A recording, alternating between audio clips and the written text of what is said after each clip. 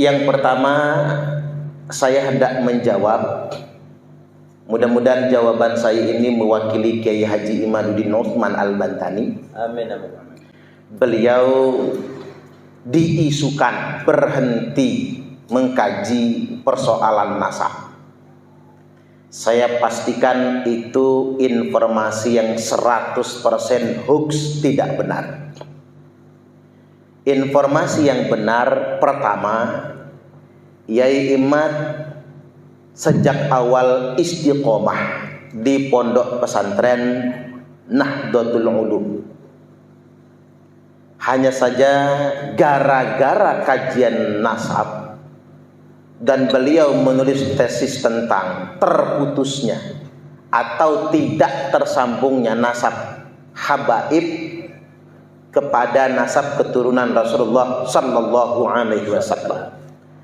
Karena beliau yang punya kajian yang dalam tanda kutip disebut dengan terminologi tesis, maka beliau harus bertanggung jawab. Maka sementara waktu beliau bertanggung jawab dengan cara keliling Nusantara, memenuhi undangan pondok pesantren, para kiai, para masyayikh se-Nusantara untuk menjelaskan penelitian beliau. Nah, tentunya karena sementara waktu beliau keliling, keistiqomahan beliau di pondok sedikit terganggu, di mana itu amanah yang sesungguhnya. Maka beliau hari ini kembali ke pondok untuk istiqomah. Jadi kalau ada yang ingin ngaji ke beliau, lebih baik bawa rombongan berkunjung ke Kresek Nahdlatul Ulum. Sengaja minta waktu, minta hari ngaji di sana. Persis seperti Gus Baha. Beliau tidak sedia diundang, tapi kalau pengen ngaji monggo kersane. Berkunjung ke Gus Baha. Kemudian yang kedua, beliau istiqomah, konsisten dengan kajian yang menyatakan Bani Ba'alwi, yang menyebut diri mereka Habib atau Habaib, itu bukan keturunan Nabi Muhammad Sallallahu Alaihi Wasallam. Dan beliau menegaskan sampai kiamat, berdasarkan studi ilmu nasab, studi ilmu sejarah dan tes DNA, Ba'alwi tidak pernah bisa membantah lagi. Ini dawuh Kiai Imad, sampai kiamat Ba'alwi nggak akan pernah bisa membantah dan tidak bisa lagi ngaku-ngaku sebagai keturunan Nabi. Apalagi berdasarkan sains ilmu DNA, yang DNA-nya jauh melenceng dengan DNA keturunan Nabi Ibrahim alaihi salam.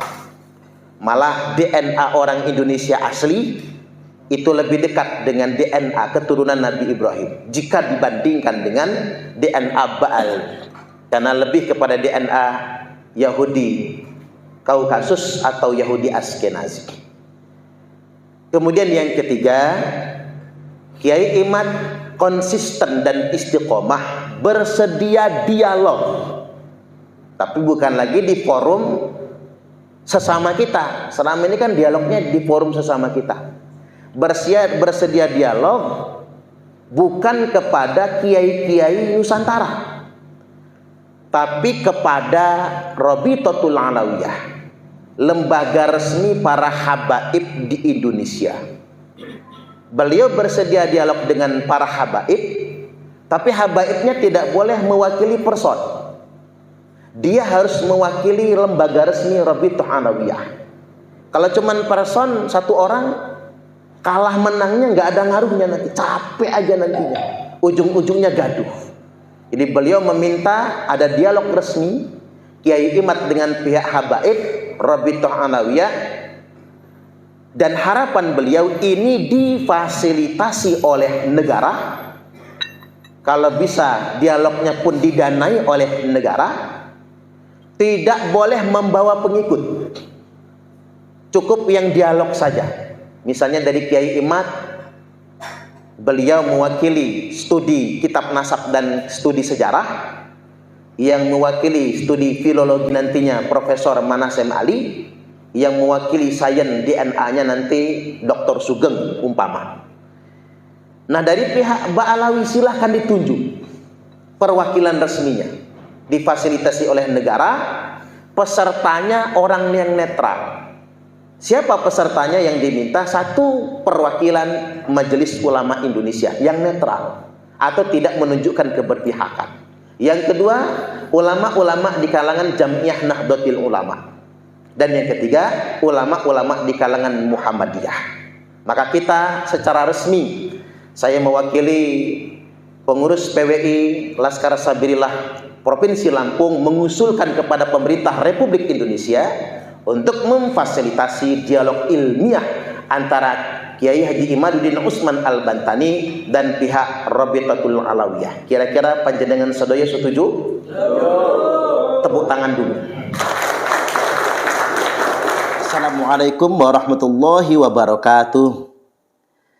Terkait dengan terbitnya buku dari Ba'alwi tentang keabsahan nasab Ba'alwi sebagai bantahan terhadap kajian Kiai Imad, saya ingin tegaskan bahwasanya walaupun Bani Ba'alwi bersama para muhibbinnya mengarang ratusan lembar tulisan, bahkan menyusun mungkin ribuan lembar, bahkan hingga berjilid-jilid buku, mereka tidak akan bisa membantah kajian Kiai Haji Imaduddin Usman Al-Bantani.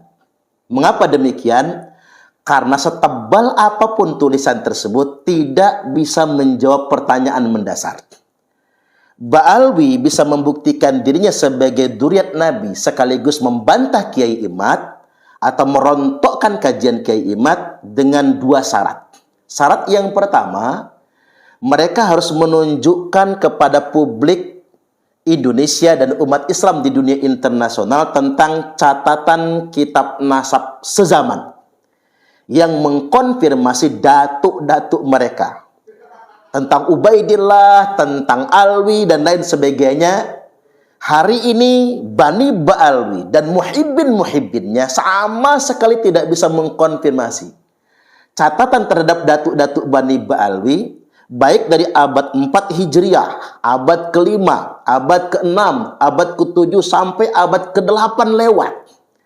Sampai kemudian di abad ke-9 awal dan pertengahan tidak ada konfirmasi tentang nama-nama datuk Bani Ba'alwi.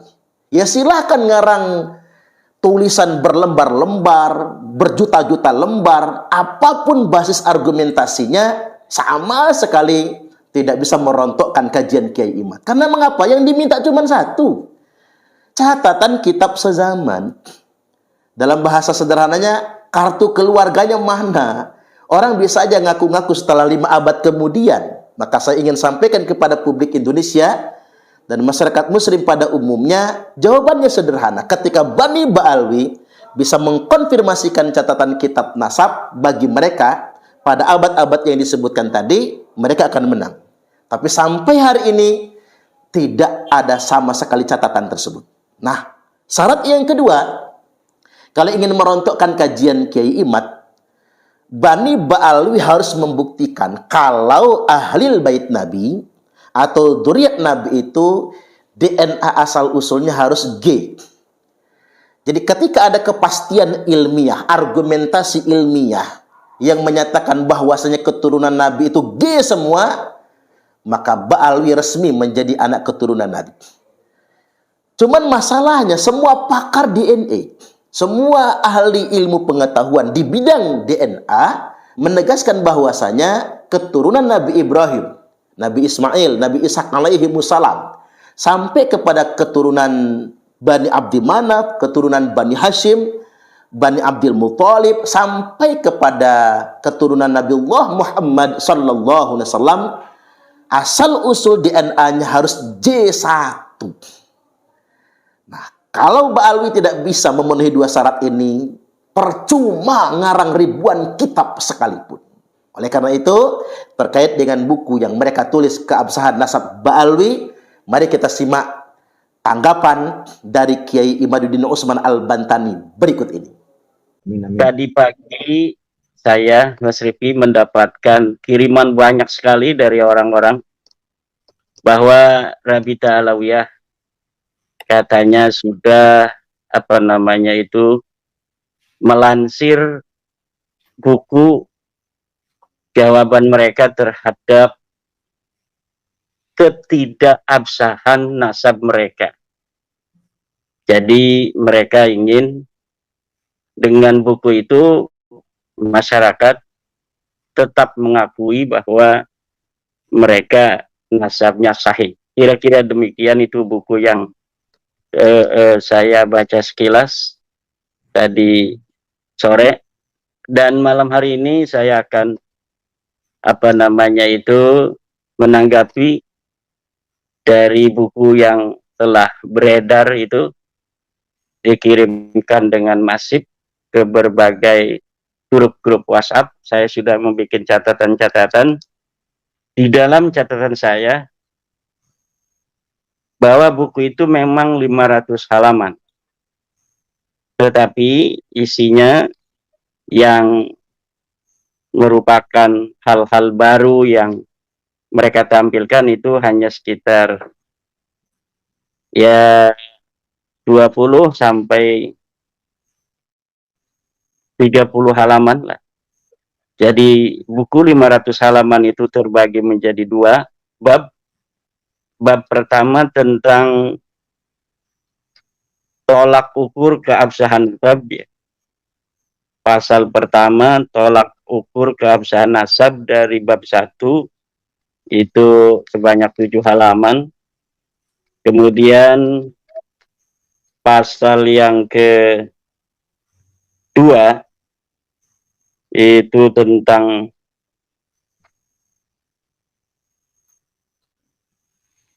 isbat para nasabah non Ba'alawi terhadap keabsahan nasab Ba'alawi versi mereka.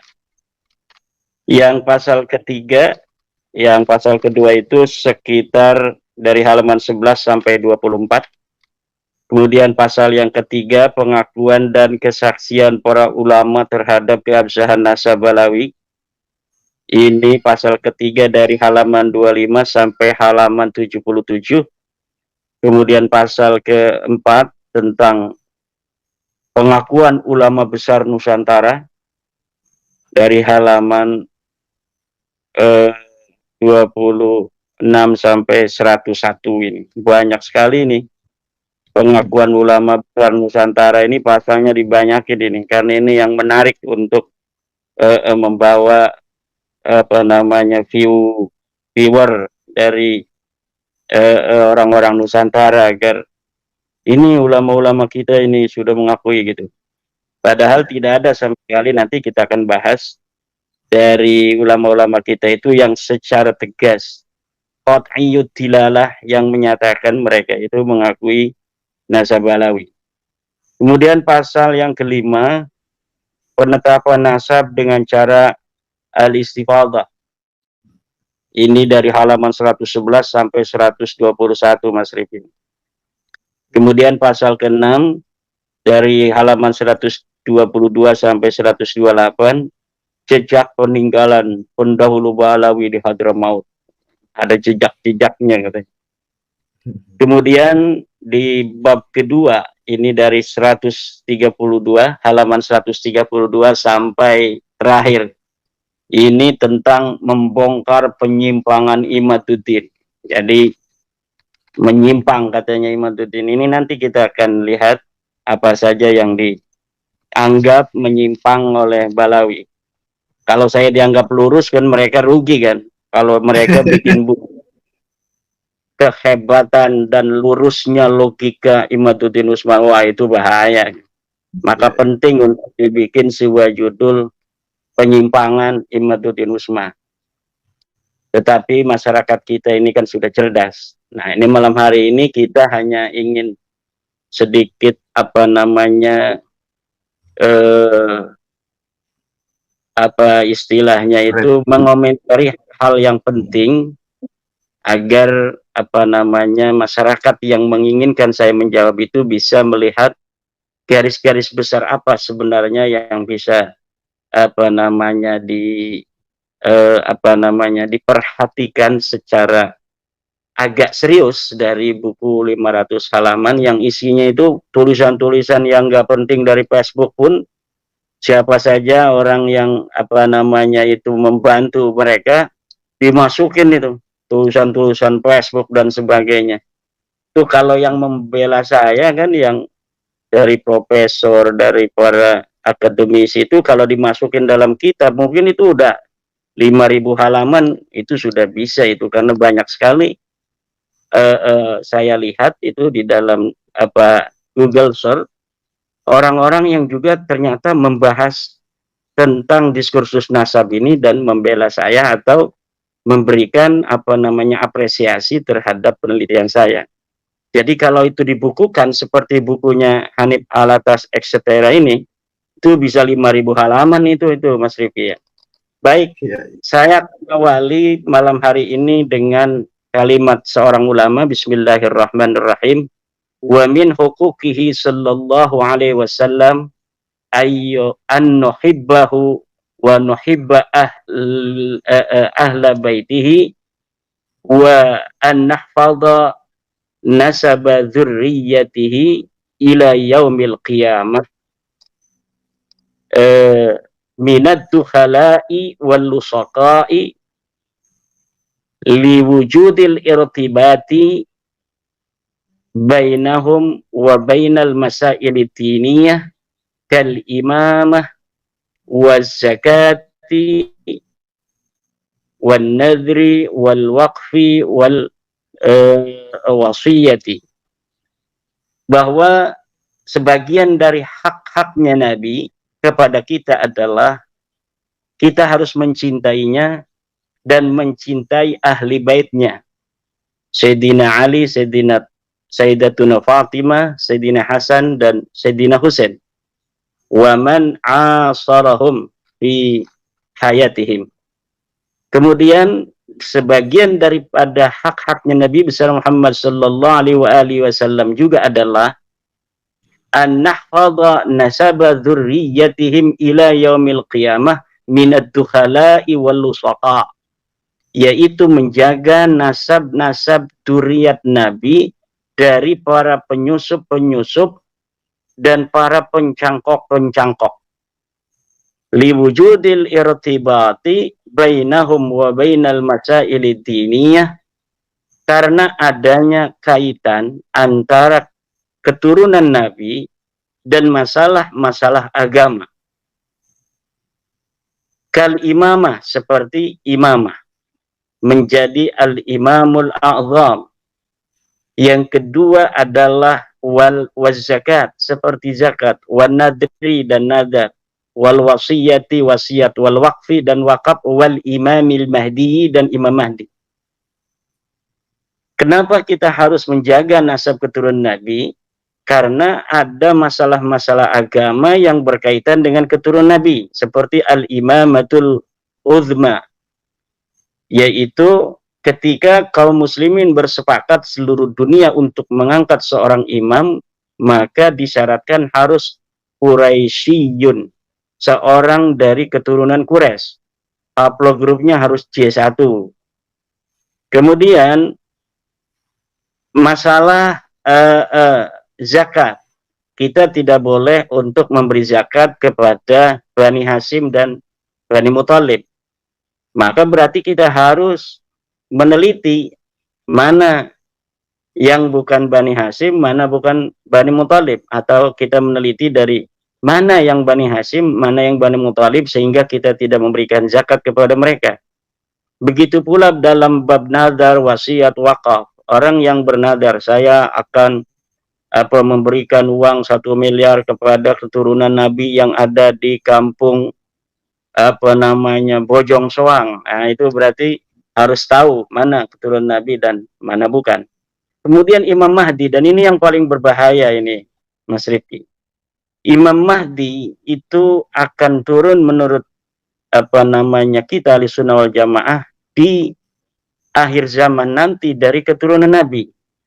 apabila hari ini kita tidak betul-betul untuk meneliti siapa turunan Nabi dan siapa yang bukan turun Nabi, tidak menelitinya kita, maka akan ada orang-orang yang mengaku Imam Mahdi dari bukan turun Nabi. Jadi Imam Mahdi palsu.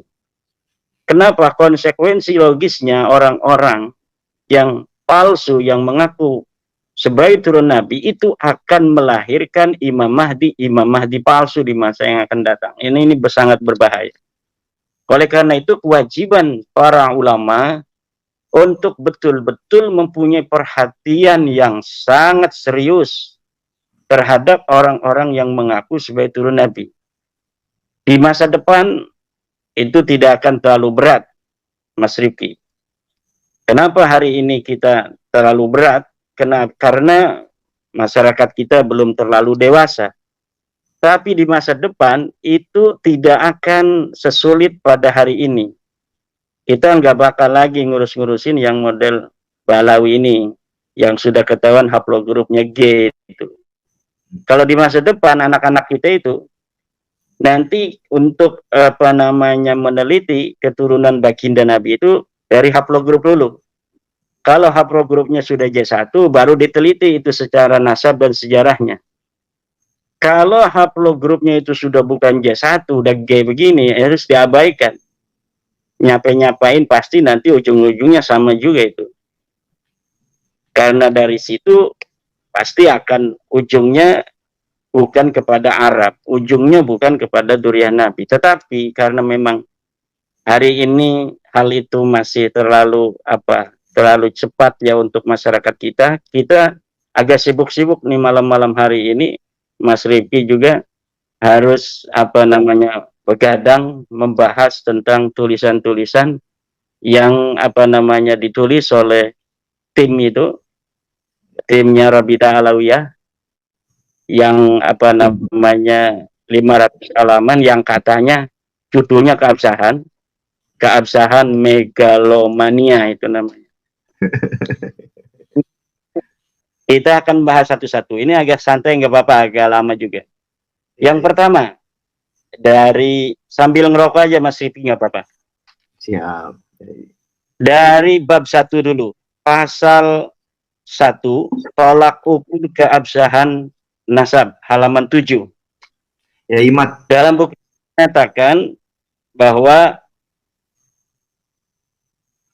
para pakar teori ilmu nasab menyebutkan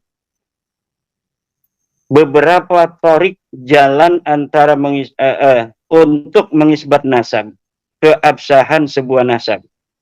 Jika satu saja terpenuhi, maka nasab itu sah. Ini selalu diulang-ulang itu oleh Hanif Alatas, bahwa metode menetapkan nasab itu torik, jalan ada 4, banyak sekali. Kalau misalnya satu saja sudah terpenuhi, maka katanya itu sudah sah nasab itu. Nah, di dalam buku ini yang disebutkan oleh Hanif Alatas itu cuma 2. Pertama tentang tercantum di kitab nasab, 2 tentang suhrah dan istifadah, dan dua-duanya tertolak. Metodologi isbat nasab yang disebutkan oleh buku Rabita Alawiyah ini, buku resmi Rabita Alawiyah ini, tertolak. Pertama, tercantum dalam kitab nasab katanya. Ini yang ditulis oleh Rabita Alawiyah kan. Dalam buku Rabita Alawiyah ini, sebuah nasab harus tercantum di dalam kitab nasab. Sebagaimana kita ketahui, silahkan baca buku terbaru saya tentang literatur kitab-kitab nasab dari abad ke-3 sampai abad 13, yang menyebutkan Ba'lawi itu baru kitab Tuhfatul Talib 996 Hijriah, 650 tahun setelah wafatnya Ahmad bin Isa, orang keturunan Nabi asli yang diakui oleh mereka sebagai luhur mereka. Jadi mereka mengakui Ahmad bin Isa yang ada di 345 Hijriah abad ke-4. Kemudian penulisan mereka sebagai keturunan Ahmad bin Isa itu baru ada di kitab Tuhfatul Talib tahun 996 Hijriah.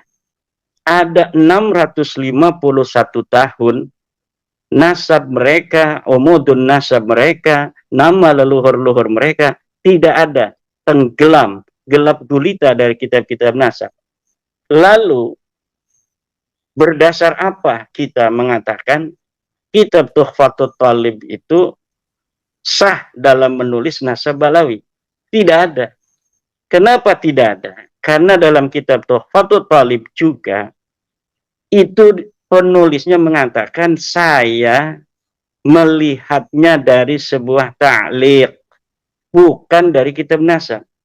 Jadi pertama kali nasab Balawi ditulis di dalam kitab nasab bukan berdasarkan referensi dari kitab nasab sebelumnya, tetapi hanya berdasarkan sebuah catatan kecil yang dilihat oleh As-Samarqandi kemudian dituliskan. Ini namanya seorang an-nasabah al-mutasahil, seorang ahli nasab yang sembrono memasukkan sebuah riwayat yang tidak jelas, riwayat yang tidak ada referensinya, riwayat yang ghair muhaqqaqah, kemudian dituliskan di dalam kitabnya. Kemudian teori surah istifadah yang kedua. Ini surah istifadah pun sudah sering sekali saya mengatakan, tetapi untuk agar masyarakat kita ini bisa tercerahkan, ya kita ulangi lagi bahwa surah istifadah memang betul bisa digunakan untuk menetapkan nasab, tetapi dia punya syarat. Syaratnya apa? Syaratnya dia ay alla yasbuta ma yukhalifu. Mana itu saya lupa. Innan nasaba mimma yasbutu bil istifadah illa ayyasbuta ma yukhalifu.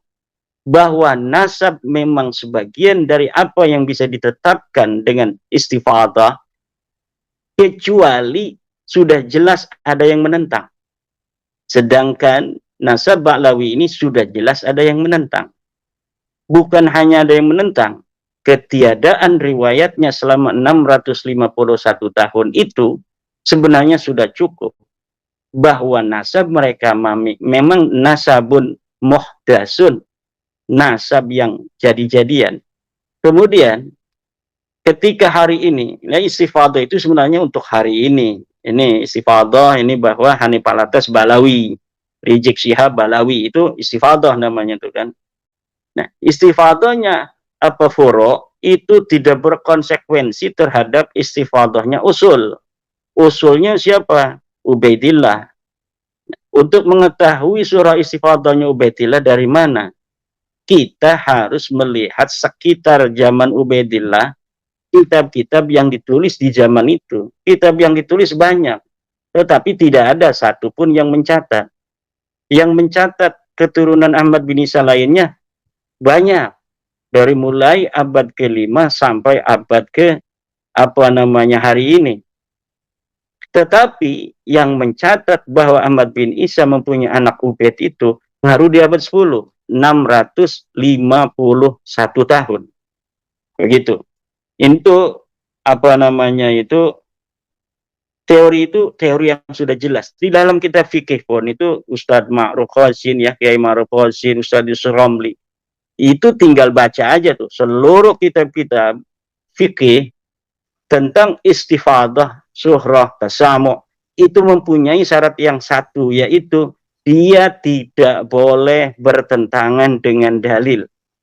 Adamul mu'arid, adamul dafi, itu istilahnya macam-macam itu. Saya tambahkan lagi nih di dalam kitab Ilmu Nasab, Muqaddimah fi Ilmin Nasab. Idza wujidatir rik'atu as-sahihatu batalat tawaturul mukhalifu. Itu lihat di dalam Muqaddimat halaman 72. Idza wujidatir rik'ah, apabila ditemukan sebuah kitab as-sahihatu yang sahih, batalat tawaturu, maka batal itu surah istifadah al-mukhalifu yang bertentangan. dengan ri'ah yang tadi ditemukan itu sudah sangat jelas.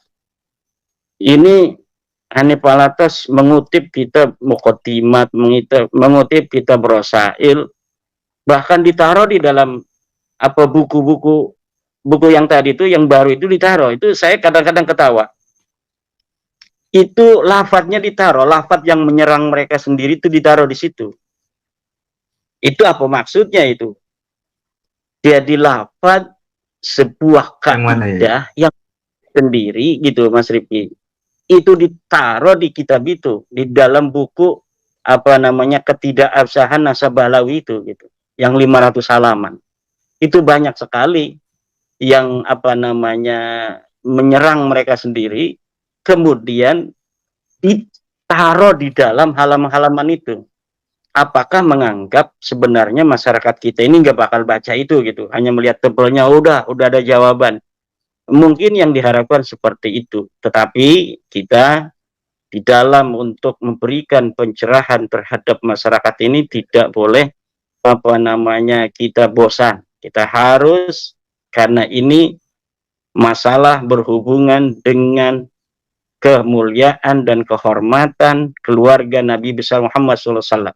Tidak boleh ada orang-orang yang bukan keturunan Nabi mengaku keturunan Nabi bi ghairi haqqin. Tidak boleh ada orang yang berhaplog grup selain J1 hari ini mengaku keturunan apa garis laki-laki kepada Rasulullah. Masa ini belum terlalu mengkristal, tapi masa depan tidak bisa lari lagi. Maka menurut saya dengan berbagai macam apa namanya alasan-alasan yang ditulis itu sebenarnya akan semakin membuat susah bergerak apa anak cucu mereka di masa yang akan datang. Ini saya bukan nakut-nakutin, tapi memang apa algoritma masa depan itu seperti itu nanti yang akan terjadi. Ilmu pengetahuan kebenaran itu tidak bisa untuk dilawan dengan sesuatu yang gair mahsus. Ilmu pengetahuan kebenaran itu verifikatif. Hal-hal yang tidak verifikatif masa depan akan ditinggalkan oleh peradaban. Nah, kemudian untuk pasal yang kedua, isbat para ulama nasab non-ba'alawi terhadap keabsahan nasab Ba'alawi. Sini mereka mencantumkan pertama katanya kitab An-Nafhah Al-Ambariyah karya Muhammad Qadim 880. Kedua baru dia catat Tuhfatul Talib 996. Ini sebenarnya kitab An-Nafhah Al-Ambariyah yang 880 ini kitab nasab betul. Ini memang menyebut nama Jadid bin Abdullah bin Ahmad bin Isa, tapi sama sekali tidak menyebut nama Alwi sebagai daripada Jadid. Jadi kitab ini seyogianya tidak dicantumkan sebagai dasar daripada penguat nasab Ba'alawi. Kenapa? Karena kitab An-Nafhah ini bukan dalil untuk seorang Alwi, tapi dia dalil untuk seorang Jadid yang sama-sama dakhil, yang sama-sama da'i menyusup ke dalam keluarga Ahmad bin Isa. Itu beda-beda. Tidak ada kitab yang menyebutkan sebelum apa namanya Al-Burqah dan Al-Jarh Syafab yang mengatakan bahwa Jadid punya adik namanya Alwi, Alwi punya kakak namanya Jadid atau sebaliknya. Ini tidak ada sama sekali.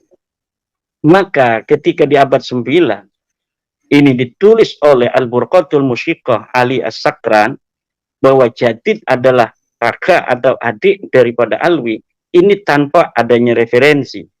Kemudian kitab nasab ini An-Nafhah Al-Ambariyah, dia itu melihat kitab As-Suluk. Ketika melihat kitab As-Suluk, dia masukkan ke dalam kitabnya bahwa Jadid ini adalah anak daripada Abdullah. Abdullah adalah anak daripada Ahmad bin Isa. Sama sekali kitab ini An-Nafhah Al-Ambariyah tidak mencatat nama Alwi, keluarga Abdurrahman Segaf. Tidak dimasukkan nama dia. Padahal dia hidup 880. dia hidup bersama dengan Ali As-Sakran. Tentunya Ali As-Sakran sebagai ulama sudah terkenal dong waktu itu, tetapi tidak dimasukkan sebagai adik daripada Jadid, leluhurnya Ali As-Sakran. Tidak dimasukkan juga Ali As-Sakran ini sebagai keluarga bagian dari Ahmad bin Isa. Oleh siapa? Oleh An-Nafa' al-Ambariyah. Kenapa tidak dimasukkan? Ya karena memang bukan siapa-siapa dari keluarga Jadid. Ini masih di abad 880. Jadi tidak berarti disebutnya seorang Jadid itu bisa menjadi bukti dari keluarga Bahlawi, tidak bisa. Karena memang Jadid ini adalah historis, dia ulama besar. 620 dia hidup sebagai ulama yang dicatat oleh para ulama-ulama. Tapi dia bukan keluarga Abdurrahman As-Segaf. Tiba-tiba di abad 9, dari 620 itu, tiba-tiba Ali As-Sakran 895 mengakui Jadid sebagai kakak daripada Alwi. Ini yang tidak ada referensinya.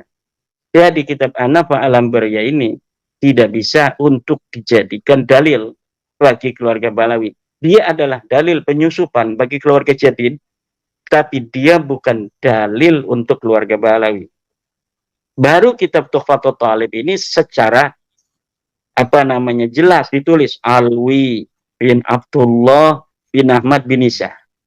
Tetapi sayangnya ini pengarangnya As-Samarqandi ini dia mengatakan bahwa aku memasukkan keluarga Abdurrahman Segaf ini, Alwi, sebagai keturunan Ahmad bin Isa, bukan dilihat dari kitab yang ditulis oleh para ulama nasab, tapi aku melihatnya dari sebuah kertas, melihat dari sebuah ta'liq, kemudian dia masukkan ke dalam kitab itu.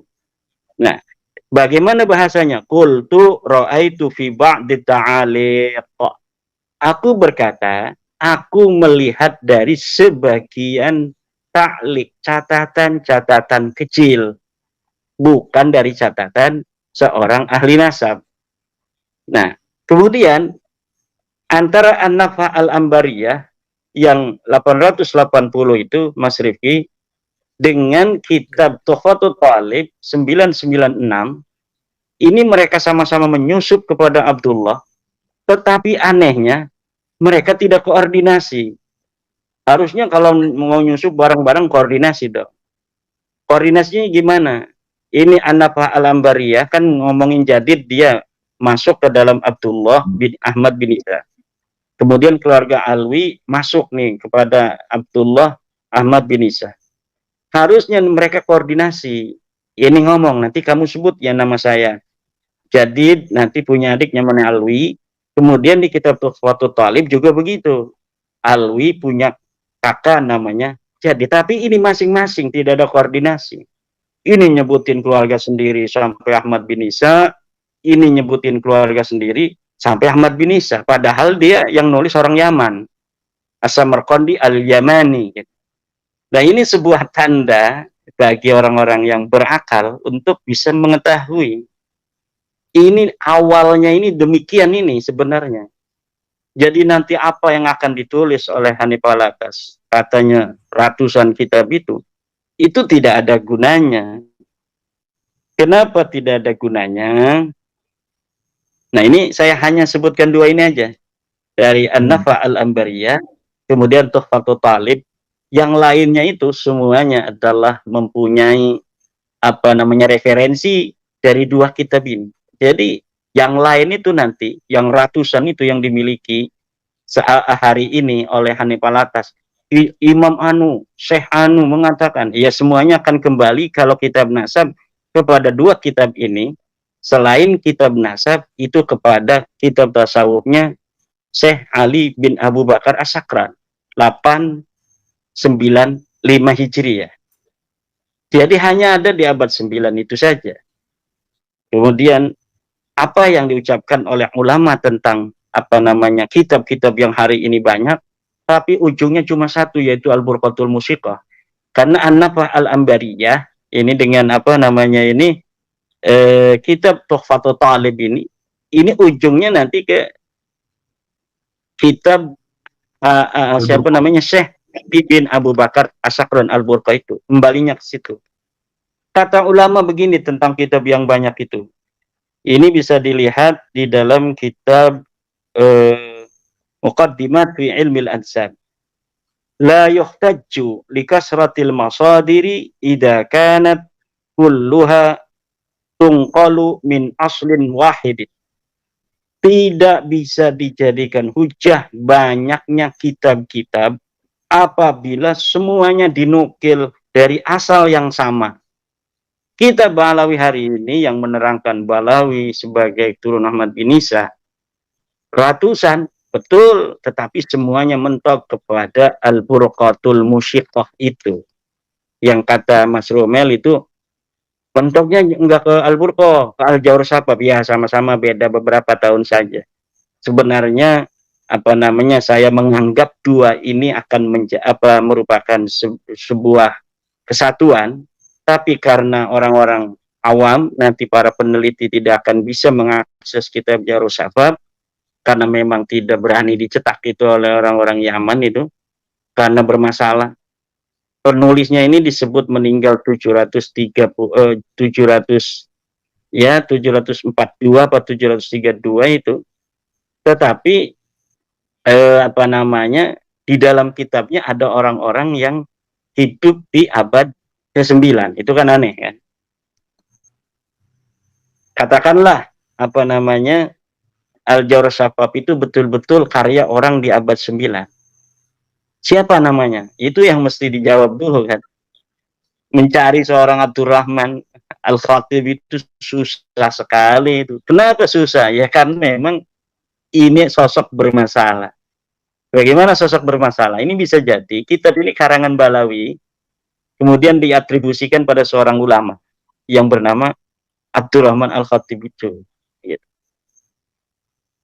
Kemudian apakah sebelumnya ini Mas Rifki ada ulasan dulu atau yang perlu ditanya? Ya. Berarti kitab setelah kitab nomor 1 dan nomor 2 ini itu secara prinsipil tidak perlu dibahas ya, karena ujungnya adalah pada kitab poin nomor 1 dan poin nomor 2, yaitu An-Nafhah dan Tuhfatul Thalib, di mana kitab An-Nafhah, Al-Ambariyah dan Tuhfatul Thalib itu bersumber ke Al-Burqah, Al-Musyiqqah, Al-Sakron, begitu ya? Iya, tetapi di dalam ilmu nasab ini ada sebuah kaidah bahwa yang bisa untuk menetapkan nasab itu adalah kitab-kitab yang kutiba alal maksud, yaitu ditulis dengan dasar untuk menetapkan nasab. Ya, makanya kenapa ini yang disebutkan oleh Anipalatas CS ini kitab nasab terlebih dahulu, karena dalam kaidah nasab yang bisa mengisbat nasab hanya kitab-kitab nasab. Kitab-kitab yang ditulis bukan untuk mengisbat nasab seperti kitab tasawuf, kitab sejarah, kitab tarajim, itu sama sekali tidak bisa untuk mengisbat nasab. Yang bisa mengisbat nasab adalah kitab-kitab nasab. Dan kitab nasab yang pertama kali ditulis ya berbarengan dengan hidupnya Al-Sakron juga, 880, ya kan? Kemudian Tuhfatul Thalib itu agak tuahan sedikit, agak mudahan 996. Nah, kemudian Al-Sakron kan 895 itu. Jadi upek-upeknya itu di masa-masa itu tuh, masa fabrikasi nasab ini gitu. Makanya Al-Burqah itu walaupun secara historis lah bisa untuk dikatakan orangnya ada kan. Jadi kitab sejarah hanya untuk bisa mengatakan historis apa tidak ini orang. Apakah dia sosok historis, apakah dia sosok ahistoris. Sampai kepada derajat fiktif itu bisa untuk kita melacak seseorang itu dengan metodologi teori ilmu sejarah. Ya, maka Al-Burqah, dari Al-Burqah ke Ahmad bin Isa itu 551. Ini saya menurunkan standar sebenarnya. Ketika kita mengatakan 550 tahun itu menurunkan standar, agar memberikan napas bagi Balawi dan pembelanya untuk mencari kitab-kitab nasab dan juga kitab-kitab sejarah, untuk mencari kitab-kitab sejarah. Tetapi hari ini kita bisa dapat melihat bahwa memang tidak ada. Jangankan kitab-kitab nasab, sejarah, kitab sejarah yang banyak begitu dari abad ke-3, ke-4, ke-5, ke-6, ke-7, 8, 9, 10. Itu tidak ada yang menyebut mereka itu sampai abad 9, tidak ada. Tidak ada. Kemudian di abad 8 banyak yang menyebut jadid itu Al-Athaiyah As-Saniyah kan. Kemudian As-Suluk, tetapi tidak menyebut ke Alwi karena memang bukan siapa-siapa. Alwi dan jadid itu tidaklah bersaudara, tidak ada. Nah, itu di pasal kedua ini Mas Rifki ini sudah kitab-kitab yang lain tidak perlu dibahas karena kalau kitab-kitab lain akan mentok kepada kitab ini. Iya. Yang pasal ketiga ini dari halaman 25 sampai 77, yaitu tentang pengakuan dan kesaksian para ulama terhadap keabsahan nasab Balawi. Ini kitab-kitab atau manuskrip palsunya Mas Rumel masuk nih di sini nih, udah dibahas semua kan sama saya itu. Di dalam buku kemarin sengaja itu karena saya sudah dapat untuk bisa mengira-ngira bahwa yang akan ada di bukunya Hanif Alatas etc. itu tidak akan ada yang lain. Maka saya persiapkan itu untuk imunisasi bagi masyarakat dulu sebelum datangnya penyakit ini gitu. Jadi mereka sudah mempunyai imunisasi. Jadi penyakitnya datang belakangan, imunisasinya sudah ada. Jadi nggak mengefek gitu kan. Satu yang disebutkan katanya ada Hasan bin Muhammad Al-Alal 460 Hijriah. Sudah ada 460 Hijriah. Keluarga Balawi disebutkan. Namanya Hasan Muhammad Al-Alal. Hasan Muhammad Al-Alal itu bukan siapa-siapanya Balawi.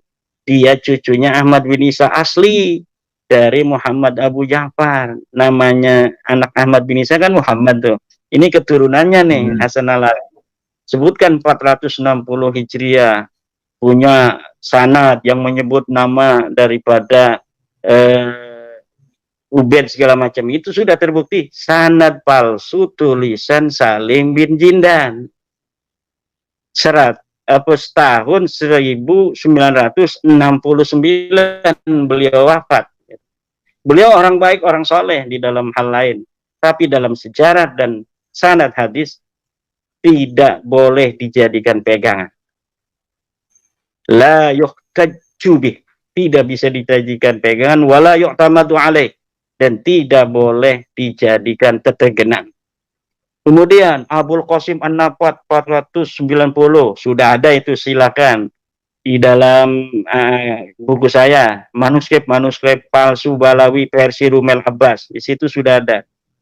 Hasan bin Rashid ada juga tuh di kitab saya itu, di buku saya, silakan lihat itu para netizen. Dan Hasan bin Rashid ini bukan manuskrip palsu, ini manuskrip benar, tetapi menerangkan tentang jadid. Jadid itu sekali lagi tidak ada kaitan dengan Alwi. Dia tidak punya kakak namanya Alwi, atau tidak punya adik namanya Alwi. Jadid dan Alwi orang lain, disaudarakan nanti di abad 9. Namanya saudara ketemu gede. Tadinya bukan siapa-siapa, kemudian dipersaudarakan gitu kan. Kemudian ini tahun 638 katanya kan sudah ada. Tidak, itu masalah jadid. Kemudian keempat, manuskrip Syekh Umar bin Sa'ad 667, sanad palsu, sudah saya bahas juga dalam kitab saya. Al-Athaiyah As-Saniyah 778, kitab asli tapi menerangkan jadid, bukan menerangkan tentang Alwi, tidak ada kaitan jadid dan Alwi. As-Suluk 732, betul ada itu kitab asli tapi tidak menerangkan Alwi, itu menerangkan jadid, tidak ada kaitan jadid dengan Alwi. Nah, sampai di situ saja. Kitab-kitab non nasab yang apa namanya di bawah abad ke-9. Yang lain itu yang 180 itu semuanya akan kembali kepada Al-Burqatul Musyiqah 895 Hijriah dan tidak bisa dijadikan patokan sebagaimana kaidah yang telah saya sebutkan, la yuhtaju li kasratil masadir idza kanat kulluha tunqalu min aslin wahidin.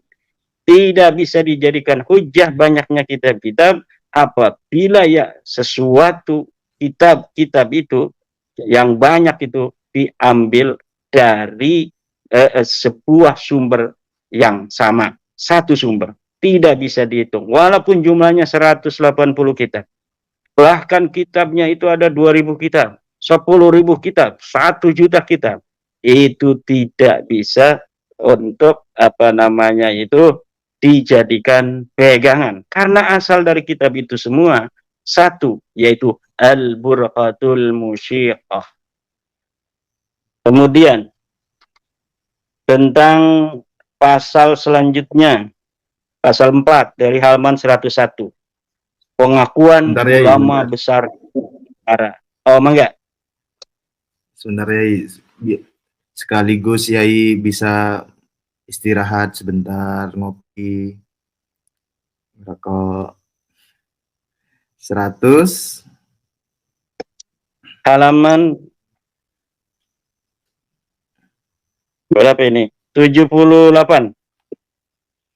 78 ya. 78 sampai 101. Ya, ya. Tentang pengakuan ulama besar Nusantara terhadap status Ba'alawi sebagai zuriat Nabi SAW. Ya. Katanya kan di situ ada tulis tuh, Syekh Nawawi Tenara. Itu ada dalam kitab apa itu, Uqudul Ujen. Kemudian ada Syekh Hasyim Asy'ari, ada ulama-ulama lain disebutkan. Cari yang tegas dari ulama-ulama itu yang menyatakan bahwa Ba'alawi turun Nabi. Tidak ada. Itu menyebut Sayyid, itu di situ Hanif Alatas nulis. Kan Imam siapa Hadratus Syekh Hasyim Asy'ari menyebutnya Sayyid. Kalau menyebut Sayyid itu berarti mengakui turun Nabi. Sayyid itu ya memang ada turun Nabi disebut Sayyid, tapi bukan turun Nabi juga disebut Sayyid banyak. Jadi kalau masih nyebut Sayyid, masih nyebut Habib itu kan, itu bukan sebuah tanda dan ciri bahwa mereka mengakui nasabnya. Tanya aja, mengakui enggak ada kan? Coba Mbah Mun di situ ditulis mengakui Ba'alawi sebagai turun Nabi. Mana dalilnya?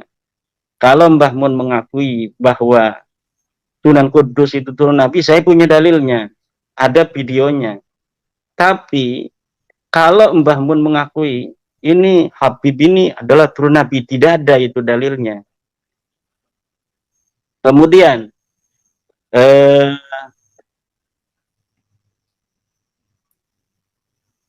pasal yang kelima.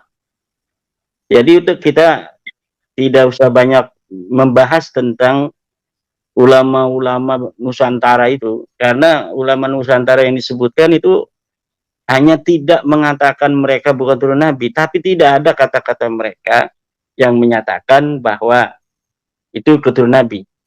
Terutama Syekh Hasyim Asy'ari yang saya maksudkan itu adalah dengan Syekh Nawawi atau Nara Al-Bantani. Termasuk Mbah Mun, 3 orang itu. Kalau yang lain itu ya kurang terkenal gitu kan. Pasal yang kelima dari 111 121. Penetapan nasab dengan cara al-istifadhah. Wah, ini lagi dibahas tuh sampai 111 sampai 121. Ini 10 lembar tentang surah dan istifadhah. Ini semua yang ada di situ kalau diteliti oleh orang yang faham tentang baca kitab, maka itu akan kelihatan bahwa dalil yang mereka sampaikan yang disebutkan dalam buku Hanif CS itu adalah dalil yang akan membuat nasab mereka itu rungkat sendiri gitu. Itu kalau dibaca kemudian pahami dengan teliti dan dengan pemahaman yang benar. Dan ini kalau misalnya ditaruh di meja ilmiah itu akan ketawa itu para para Peneliti, akademisi. ya akademisi yang misalnya menjadi juri ya kan, yang menjadi juri itu akan ketawa. Ini kenapa ditaruh di sini katanya? Padahal ini yang merungkatkan, ini yang menjadi dalil yang membatalkan kalau ditaruh di sini. Misalnya dengan surah istifadah. Jadi semua ibarat-ibarat para ulama itu semuanya ditaruh tentang adamul mu'arid, tentang adanya tidak boleh bertentangan dengan yang sebelumnya, termasuk yang saya katakan tadi tentang Ibnu Hajar Al-Asqalani dalam kitab Al-Jawabul Jalil, itu ditaruh di situ sebagai penguat daripada nasab mereka katanya, padahal itu adalah yang merungkatkan teori syuhra dan istifadah. Jadi syuhra dan istifadah itu memang bisa digunakan selama tidak bertentangan dengan adanya dalil, dengan adanya ta'an fin nasab. Kalau adanya ta'an fin nasab, dalil atau pengingkaran daripada orang yang disuhrokan, misalnya seorang anak sudah suhroh sebagai anak daripada si fulan, kemudian tiba-tiba fulan mengatakan sebenarnya dia itu bukan anakku, maka itu sudah gugur semua itu syuhra dan istifadah atau tasamu itu sudah tidak bisa lagi digunakan. Nah, itu dalilnya semua di situ. Ada di dalam buku ini nih. Kemudian ada, ya. Saya cari-cari belum ketemu. Situ bahasa Arab. Itu iya. Kan itu nanti akan waktunya panjang. Jadi nanti biar ulama mendengar ini kan. Wah, saya teliti nanti gitu. Di situ semua ibarat-ibaratnya itu yang mengatakan surah istifadah boleh digunakan selama tidak ada penentang. Semuanya ada di situ. Kemudian pasal yang ke-6 tentang jejak peninggalan pendahulu Ba'alawi di Hadramaut 122 sampai 128. Ini hanya ada beberapa lembar ya. 6 halaman. Jejak peninggalan pendahulu Ba'alawi di Hadramaut. Apa jejaknya? Ada makam, ada rumah, ya kan? Ada masjid. Ya. Bagaimana orang yang tidak jangan ngomong. Orang yang tidak berhijrah ke Hadramaut bisa punya makam di Hadramaut, bisa punya rumah di Hadramaut. Ini bagaimana ceritanya? Mereka belum bisa untuk membawa dalil tentang hijrahnya Ahmad bin Isa ke Hadramaut. Sekarang sudah berjalil dengan adanya rumah, adanya masjid, adanya makam yang diatribusikan sebagai makamnya Ahmad bin Isa. Dan ini aneh. Kemudian bab yang kedua 132. Ini bab kedua halaman 132. Ini serius ini, dari 132 sampai 500, halaman 500 itu membicarakan saya. Jadi ini sudah jelas. Nama saya itu Mas Rifki tidak akan lekang dimakan zaman, sudah ada ditulis di sini nih. Yaitu membongkar penyimpangan Imaduddin. Ada 9 poin yang Hanif Alatas CS ini ungkapkan dari penyimpangan Imaduddin. 1. Mengkaji nasab dengan mengabaikan dan menabrak tatanan ilmu nasab. Sudah saya jawab di dalam kitab metode menetapkan nasab, menurut kitab Rasail fi Ilmi Ansab. Silahkan baca. Vaksinnya sudah saya kasih kepada masyarakat dan saya sudah mengira-ngira ini nanti yang akan ditulis di dalam buku Hanif Alatas CS ini. Dan itu sudah dijawab. Bagaimana cara ahli nasab di dalam menetapkan nasab?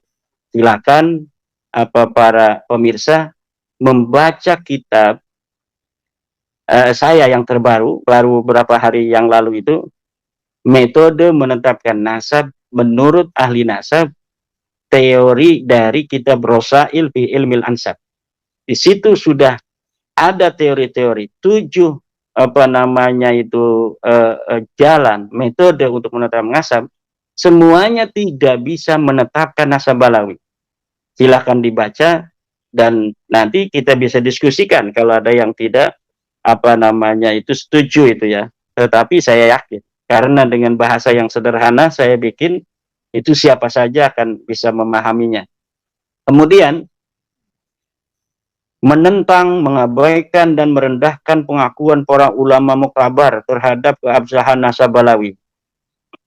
Menentang, mengabaikan, jadi saya ini dianggap menentang, mengabaikan dan merendahkan pengakuan para ulama muktabar terhadap keabsahan nasab balawi. Ya ini ngadu domba saya dengan para ulama.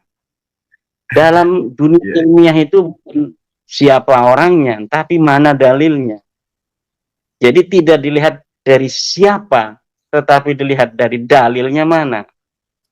Di dalam kitab Muqaddimat, ini Mas Riki dikatakan, man ladaihi hujjatun yuqaddamu ala man laisa ladaihi hujjah. Orang yang punya dalil harus didahulukan daripada orang yang tidak punya dalil. Jadi bukan siapa. Imaduddin tidak muktabar sekarang. Tapi nanti 100 tahun lagi mungkin ada yang nulis keramat-keramat saya kan.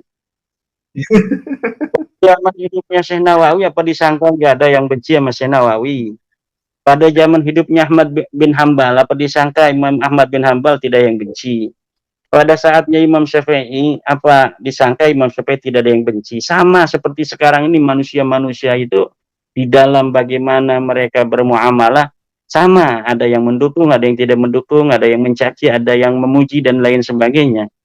Tapi ketika sudah meninggal dunia, para ulama itu ketika ulama masa kemudian tidak ada lagi muzahamah di dalam dirinya dengan ulama yang sudah meninggal itu. Makanya semuanya berpegang teguh mengagungkan ulama yang sudah tiada. Mbah Hasyim mengatakan, Mbah Hasyim pada masa Mbah Hasyim hidup belum tentu mereka akan ikut Mbah Hasyim. Buktinya Gus Dur aja dicaci maki kok.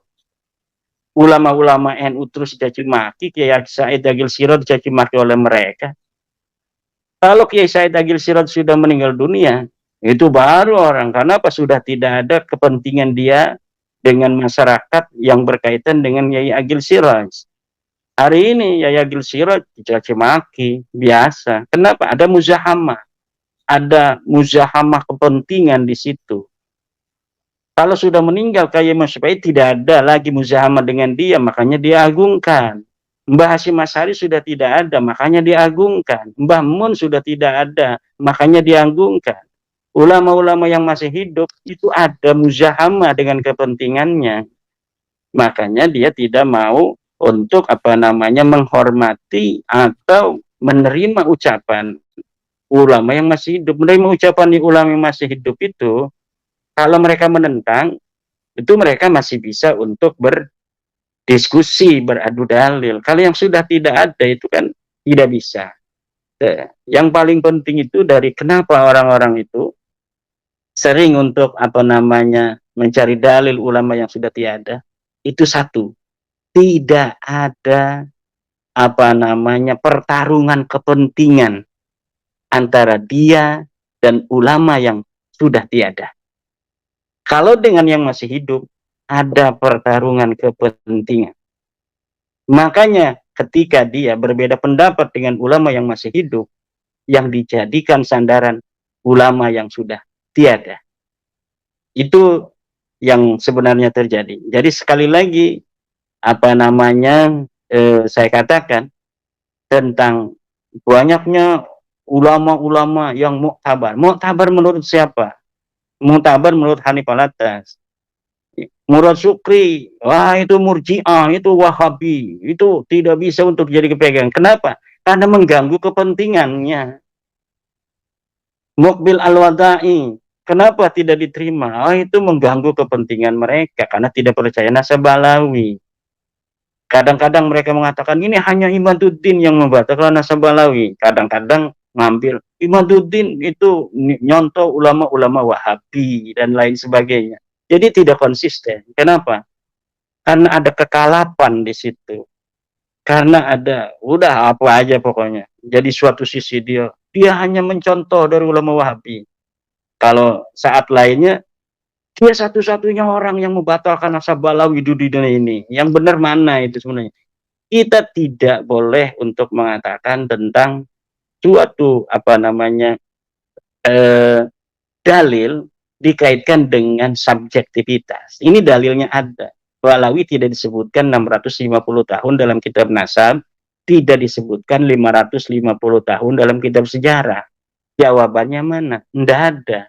Berusaha menjawab dengan kitab palsunya Mas Rumel, rontok, nggak bisa. Kemudian apalagi, kan? Kemudian di dalam kitab Muqaddimah juga itu dikatakan wala yafuqul masyhura illa rif'atu, dan tidak bisa untuk mengalahkan kemasyhuran illa rif'atu kecuali kitab. Jadi kemasyhuran, syuhra istifadah, popularitas memang tidak ada yang bisa mengalahkan kecuali ar-rif'ah, kitab. Apabila kemasyhuran berbeda dengan kitab, maka kemasyhuran ini gugur. Kemudian kesesatan logika. Ada kesesatan logika Imaduddin. Kesesatan logika. Logika yang mana yang sesat itu? Kemudian ada memfitnah para ulama. Khianat ilmiah. Yang khianat ilmiah itu orang yang mengutip seperti Alwi bin Thahir, kemudian ketika dilihat kutipannya tidak ada. Kitab Ar-Raudul Jali, katanya Syarab Al-Ubaidili mengatakan Ahmad bin Isa hijrah dari Basrah ke kota Madinah atau sebaliknya. Dilihat di dalam kitabnya Syarab Ubaidili tidak ada. Itu namanya khianat ilmiah. Seluruh apa yang saya tulis itu ada referensinya. Bahkan referensinya itu sengaja saya berikan referensi semuanya, kebanyakan yang bisa diakses di dalam internet. Kenapa? Supaya semua bisa mengakses. Saya punya kitab-kitab ini misalnya contoh kitab Qiladatun Nahar, kitab Tarikh Hadramaut yang versi cetak, semuanya saya punya. Ini ada kitab Tuhfatuz Zaman. Tapi ketika saya lihat berbeda dengan di internet halamannya, maka saya abaikan kitab-kitab saya versi cetak, saya mengambil versi internet untuk apa? Agar mudah diakses oleh siapapun. Itu. Bentar lagi Mas Riki. Kemudian melakukan kebohongan publik. Wah, itu melakukan kebohongan publik itu di situ ditulis. Salah satunya adalah mengatakan tentang akun Facebooknya Mufti Yaman. Itu sebenarnya ketika saya mengatakan akun Facebook Mufti Yaman, itu lagi bercanda dengan Mas Rumel.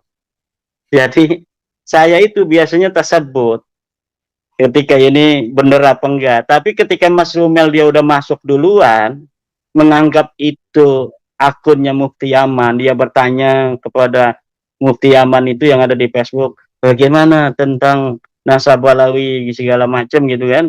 Saya ketawa kan, jadi kita roasting gitu. Jadi itu bukan kita percaya bahwa itu akun Mufti Yaman, tapi kita lagi nyandain Mas Rumel, seorang peneliti. Kalau tidak teliti langsung tanya-tanya kepada Mufti Yaman yang punya akun tanpa mentasabut, memverifikasi terlebih dahulu, itu akun Mufti Yaman ataukah bukan.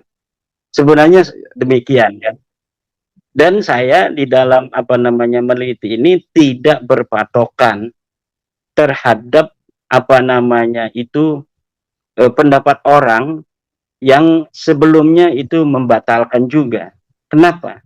Karena fokus daripada yang saya teliti itu berbeda dengan ulama-ulama yang selanjutnya. Detailnya pun berbeda. Orang-orang yang terlebih dahulu itu memang punya jasa besar terhadap apa yang saya teliti ini. Tetapi bukan berarti sama. Jadi ketika misalnya mereka dapat menjawab dari ulama-ulama sebelum saya, itu tidak akan bisa menjawab apa yang telah hari ini saya simpulkan. Kenapa? Karena memang walaupun ada kesamaan, tetapi tidak persis sama. Di dalamnya ada penambahan data-data yang lebih akurat, penemuan-penemuan baru, gitu kan. Kemudian, Yai Mat, boleh masuk dulu. Monggo. Ya, Yai Mat tadi maaf saya terlempar, jadi saya terlewat beberapa bahasan ya. Kembali ke tentang kitab PDF itu tadi, berarti Yai Mat ini tidak hanya ngambil dari PDF, tapi kitab cetaknya pun punya ya? Iya. Oh iya. Saya kitab cetak itu lama udah punya, tetapi ketika saya melihat di dalam internet, yang versi di internet itu dalam arsip, dalam kitab-kitab yang bisa digapai oleh para orang-orang yang tidak punya kitab, berbeda. Saya akan mendahulukan halaman yang ada di dalam internet, kecuali memang tidak ada di internet itu yang bisa diakses oleh semua orang, maka kemudian saya menggunakan halaman versi cetak ini. Berarti yang dimaksud berbeda itu berbeda halamannya gitu ya? Iya. Misalnya di sini nih, ini kitab Tuhfatul Zaman. Di sini halamannya 172, di sana halaman 175, atau kadang-kadang ada yang bedanya 50 halaman kan. Saya gunakan versi yang ada di internet itu. Kenapa? Agar nanti orang meneliti itu mudah untuk mendapatkannya. Baik, ya Iman. Monggo. Bentar lagi ini. Yang ketujuh, menjiplak pemikiran orientalis dan non-aswaja. Ini yang sudah saya sebutkan tadi. Ya, menjiplak pemikiran. Kadang-kadang ngomongnya menjiplak. Kadang-kadang ngomongnya hanya Imaduddin yang mengatakan nasab Balawi itu terputus. Nah, jadi tidak ada konsistensi. Yang terpenting adalah mana dalilnya. Imaduddin ketika mengatakan ada dalil apa tidak? Saya punya dalil. Mana orang-orang yang menyambungkan dalilnya? Tidak ada. Di dalam buku 500 halaman itu tidak ada dalil tentang ketersambungan nasab mereka. Kemudian, tidak punya kompetensi dalam ilmu nasab. Yang punya kompetensi siapa dari Rabita? Silahkan. Diundang di Win Wali Songo, SMS, jangan bahas nasab. Kan akhirnya ketakutan itu Win Wali Songo tidak jadi kan. Nah, sekaligus saja nih, pada kesempatan malam hari ini, siapa saja dari universitas yang ada di Indonesia yang bersedia untuk menjadi tuan rumah, silakan undang kami, saya dan Rabita Alawiyah, untuk membahas nasab Balawi ini. Misalnya ada universitas di mana saja, yang penting sifatnya ilmiah, gak usah bawa-bawa pendukung saya atau pendukung daripada Rabita Alawiyah. Cukup para dosen, para akademisi, para juri, kemudian saya dan perwakilan Rabita. Kalau masih penasaran untuk tentang metodologi dan teori-teori ilmu nasab, apakah saya itu mempunyai kompetensi di situ ataukah tidak, baru kita akan tahu apabila sudah ditukar pikiran saya dengan pikiran dari perwakilan Balawi itu.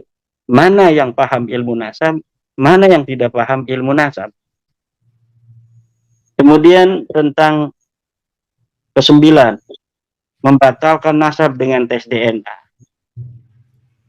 Saya memang membatalkan nasab dengan ilmu nasab dan ilmu sejarah plus tes DNA. Dan kita tidak bisa berpaling dari kemajuan teknologi di masa yang akan datang. Masa yang akan datang tidak seperti hari ini. Hari ini tidak seperti waktu saat saya kecil. Saat saya kecil, itu Mas Rifki, kalau sudah jam 7:30, itu dimatikan petelomak itu dari ruang tamu. Kemudian kita disuruh masuk kamar dengan lampu tempel. Tahun 87 baru masuk listrik itu di Kresek. Kemudian ada telepon. Kemudian ada HP. Hari ini internet. Internetnya kita bisa bicara antara orang yang ada di Jawa Tengah, Mas Rifki, dengan saya yang ada di Banten. Dalam satu waktu di tempat yang berbeda. Jadi siapa saja yang melawan ilmu pengetahuan, terutama tes DNA ini, akan menyesal di masa yang akan datang. Lebih baik mencari cara untuk bagaimana menyesuaikan diri untuk menanti masa di mana di masa itu siapa saja yang mengaku keturunan siapa akan kelihatan. Mau tidak mau, DNA ini akan digunakan oleh negara untuk menjaga kesehatan masyarakatnya, dan lain-lain. Dan di situ semuanya akan nampak nanti. Ini tes DNA G, ini tes DNA J, ini tes DNA O. Nggak bisa lagi hari itu untuk mengelak lagi. Jadi tidak ada lagi bagi kita seharusnya untuk bersiap-siap menanti masa yang penuh dengan kemajuan di masa yang akan datang. Jangan bikin susah anak cucu kita. Kemudian ini sudah selesai ini membatalkan nasab dengan tes DNA. Juga ada satu yang ditampilkan tadi saya lupa oleh buku Mas Hanif Alatas itu tentang banyaknya stempel-stempel dari Raja Al-Qaitiyah dengan Raja Al-Qasiriyah 100 tahun yang lalu sudah tanda tangan katanya. Begini, di dalam teori ilmu nasab nih, dalam kitab ilmu nasab yang ada di dalam Muqaddimat fi ilmin nasab, la ibrata bi kasrati tawaqi'i illam yakunin nasabu sahihan. Tidak ada gunanya banyaknya tanda tangan kalau nasab itu tidak sahih. Wa kasratu tawaqi'i la tasihhu la tusahhihu khata'an wa tawqi'u hujjatun ala man waqa'a la hujjatun ala ghairi. Banyaknya tanda tangan itu tidak mensahihkan nasab yang salah, dan penandatanganan itu hanya hujjah bagi orang yang tanda tangan, bukan hujjah bagi orang yang tidak tanda tangan. Nasab Balawi itu 100 tahun yang lalu, 1900-an, itu ditanda tangan oleh Al-Kathiri, oleh marga Al-Kathiri. Nah, itu dijadikan dalil dalam buku itu tuh. Nah, di dalam kitab Muqaddimat ini sudah ada ternyata bahwa penandatangan itu berkonsekuensi dengan tanda tangannya. Jadi ketika dia mensahihkan Balawi itu, dia terkena konsekuensinya. Yang tidak menandatangani, tidak mensahihkan, maka tidak mempunyai konsekuensi apapun. Hari ini pun ulama-ulama yang masih para kiai-kiai itu yang masih mempercayai nasab Balawi, dia terkena konsekuensi. Apapun itu konsekuensi tentang didawir atau dimintai duit, harus nyium tangan, kalau enggak menghormatin nanti kamu kualat. Itu yang masih mengaku itu. Sementara bagi orang-orang yang sudah tidak meyakini Balawi sebagai cucu Nabi seperti saya, itu tidak akan ada konsekuensi apapun. Kemudian ada yang ngomong, bagaimana nanti kalau di akhirat? Kita lihat di akhirat antara saya dan Rumel Abbas, bagaimana pangkatnya di sisi Rasulullah Muhammad Sallallahu Alaihi Wasallam. Berat itu hukumnya orang-orang yang sudah mengetahui daripada nasab yang tidak jelas, kemudian masih disambungkan kepada manusia mulia Rasulullah Muhammad Sallallahu Alaihi Wasallam, kepada ahli baitnya Nabi, Siti Fatimah Az-Zahra, Sayyidina Ali karamallahu wajah, Sayyidina Hasan, Sayyidina Husain, orang-orang yang mulia, keturunannya mulia itu. Coba di dunia ini selain Balawi, apakah ada orang-orang yang sangat itu ngurusi nasab seperti Balawi? Ketika ada orang yang tidak mempercayai mereka begitu ketakutan seperti ini, apakah ada di dunia ini? Cari, tidak ada. Demikian mungkin Mas Rifi yang bisa saya sampaikan. Apa ada hal-hal yang... Iya, saya merespon dan mungkin ada muatan sedikit bertanya ya. Pada poin 7, di situ dikatakan menjiplak pemikiran orientalis dan tokoh non-aswaja. Itu kan kesannya kalau tokoh non-aswaja itu otomatis tertolak begitu ya. Tapi kita ketahui bahwa mereka itu sampai ke Iran ya, ke Syekh Mahdi Rojai untuk meminta testimoni lah begitu. Itu kan nampaknya ada kontradiksi begitu ya. Gimana ya Imam merespon itu? Jadi ada memang inkonsistensi, cara berpikirnya tidak metodologis gitu.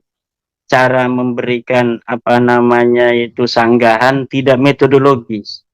Kalau metodologis, mereka tidak akan membuat kalimat non-aswaja itu. Karena kitab-kitab nasab, termasuk Tuhfatul Azhar itu, di abad ke-11 yang menyebut Balawi itu adalah orang Syiah. Jadi kalau misalnya tidak digunakan itu kitab Tuhfatul Azhar, kurang dong tuh yang menyebut nama Alwi itu di abad 11, nggak ada itu. Berarti hanya satu kitab Tuhfatul Talib saja. Saya belum meneliti apakah Samarqandi juga ini jangan-jangan dia Syiah juga. Kalau misalnya Syiah juga nggak ada berarti sama sekali yang menulis nasabnya Balawi. Jadi di dalam nasab dan sejarah itu tidak perlu ada aswaja, non-aswaja. Dalam kebenaran, siapa saja yang membawa dalil kebenaran akan agama Allah ini, kita terima, walaupun dia bukan aswaja. Coba lihat, hari ini saya kirimi sebuah tulisan Mbah Hasyim Asy'ari, Al-Mawa'id Asy-Syaikh Hasyim Asy'ari. Itu siapa yang merawat? Perpustakaan Muhammadiyah di Yogyakarta. Saya dikirimi linknya, saya dikirimi PDF-nya. Siapa yang merawat sampai hari ini ada daripada nasihatnya Mbah Hasyim, Perpustakaan Muhammadiyah Yogyakarta. Nah, orang Muhammadiyah itu tidak mikir-mikir ini orang NU yang menjadi saingannya waktu zaman dulu kan. Kemudian tidak menaruhnya di perpustakaan, tetap ditaruh di perpustakaan. Kalau kita mau nyari itu di lemarinya kiai-kiai NU mungkin susah mencari mawaidnya Mbah Hasyim Asy'ari itu. Karena tulisannya aja itu tulisan cetakan lama sekali. Nah, dari situlah sejarah kebenaran, dalil dari siapapun, kalau itu memang bisa diterima dengan akli, bisa diterima dengan nakli, apalagi ada ijma di sana, maka kita terima siapapun itu yang membawanya. Jadi orang-orang yang membentur-benturkan non aswaja dan sebagainya, karena dia sudah mencatat ini aswaja versi dia kan beda kan. Versinya harus ada versi-versi lain itu aswaja. Oh itu aswaja juga liberal nanti kan begitu. Ini ada lagi ulama yang mendukung, wah ini Kiai Said Agil liberal, ini Kiai Marzuki Mustamar liberal. Dari mana Kiai Marzuki Mustamar liberal kan? Roma Irama, oh dia pedangdut. Pedangdut bukan sembarangan, rajanya. Ini raja dangdut, jangan sembarangan. Ulama, kiai dari zaman dulu dia itu berdakwah kan. Ini kalau yang tidak mendukung nanti akan mendapatkan serangan dari pribadi, dari hal-hal lainnya, kredensi dan sebagainya. Tapi kalau yang mendukung mereka dibesar-besarin, walaupun hanya seorang TikToker itu akan dianggap ulama gitu, dibawa-bawa kemana-mana sekarang. Ya, dia bukan majelis ulama di kecamatan Acan kan, nggak ada di struktur NU, nggak ada di struktur kecamatan sebagai apa misalnya di majelis ulama kecamatan. Nah, kalau misalnya ada orang yang di majelis ulama kecamatan itu berarti udah diakui itu, karena tidak mungkin sesuatu yang bersifat umum, yang bersifat sebuah jabatan strategis, misalnya komisi fatwa kecamatan gitu, itu tidak mungkin dia sembarangan untuk angkat oleh ulama. Tapi karena mendukung dia walaupun tidak tercatat sebagai pengurus MUI kecamatan, tidak tercatat sebagai ranting NU di kampungnya, dibesar-besarin, hanya TikToker. Untuk apa? Karena untuk literwich, untuk agar iklan untuk mereka. Demikian Mas Rifki. Satu lagi boleh ya? Boleh. Ya, itu poin 8 itu kan disebut juga dalam 9 poin penyimpangan kan. Berarti poin 8 ini dikatakan penyimpangan. Tidak punya kompetensi dalam ilmu nasab.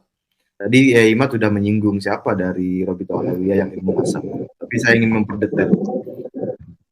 Kalau netizen bertanya apakah Ali Asakron itu ahli nasab gitu? Apakah pertanyaan itu valid ya? Dia tidak ada kitab nasabnya. Kitab kan yang Ali Asakron bukan ahli nasab. Itu kitab tasawuf, itu hanya kitab tasawuf diselipkan tentang nasab dia gitu, tentang leluhur-leluhur dia. Jadi tidak ada yang mengatakan Ali Asakron itu ulama nasab, dan tidak ada ulama-ulama nasab yang sekeliling dia yang menyebut nama dia sebagai ahli nasab.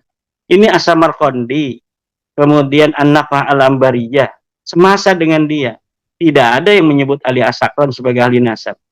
Jadi ya kompetensi itu sekarang orangnya masih hidup bisa dijajal bagaimana kompetensinya terhadap ilmu nasab.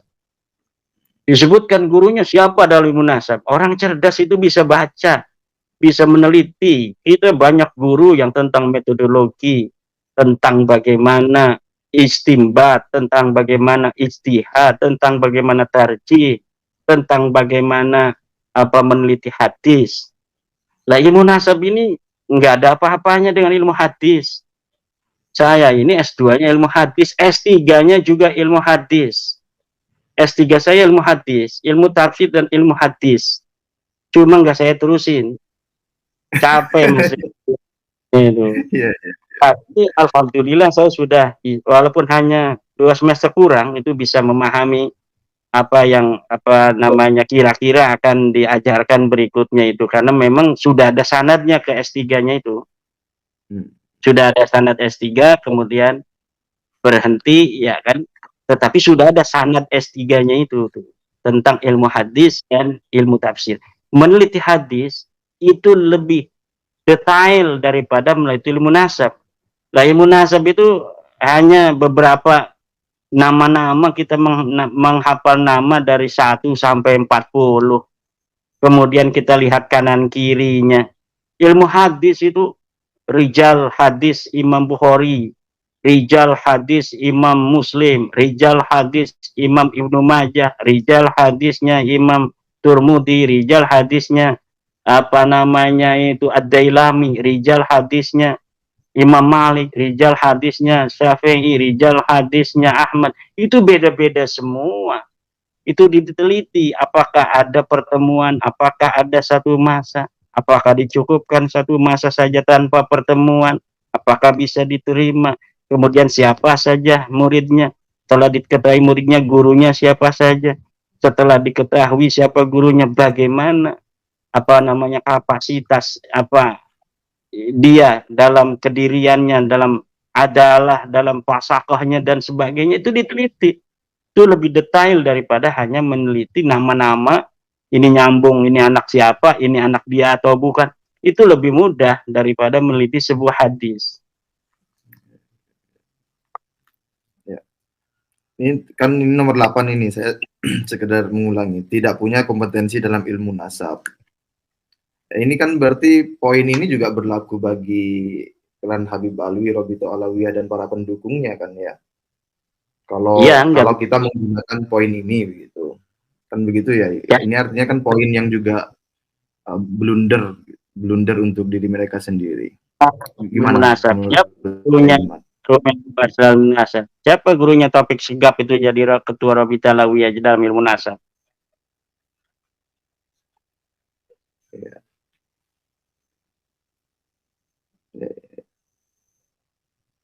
Halo, Yai? Masih bersambung? Ya, saya lagi ngelihat ya Mas Rifki yang gimana ya? Putus-putus. Kayaknya udah cukup, Mas Rifki. Oh ya, cukup. Baik, terima kasih ya Imat atas penjelasannya. Kita mungkin lanjutkan di perbincangan berikutnya. Terima kasih juga kepada seluruh audiens yang menonton, yang mengkaji. Silakan dikaji secara teliti, secara seksama. Apakah ada last statement dari Yaimat sebelum saya tutup? Baik, demikianlah yang bisa saya sampaikan dalam sedikit mengulas kulit-kulit dari buku yang diterbitkan secara resmi oleh tim dari Rabita Alawiyah. Detailnya nanti akan saya sanggah di dalam kitab, catatan-catatan di dalam sebuah kitab atau sebuah buku. Terima kasih Mas Rifki. Baik, terima kasih Gaimat. Terima kasih pada seluruh audiens. Kami akhiri. Assalamualaikum warahmatullahi wabarakatuh.